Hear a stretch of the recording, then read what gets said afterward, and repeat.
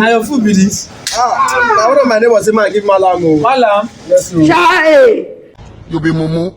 You think say they wise? Malam. Malam. Tell her your food be this oh.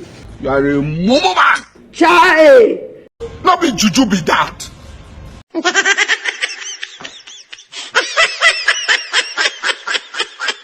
Apostle will hear of this.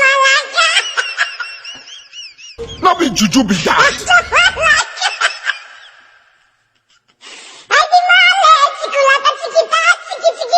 Here is God, oh!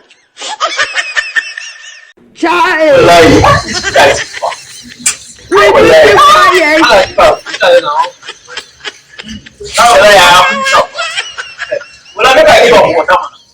Not be juju be that.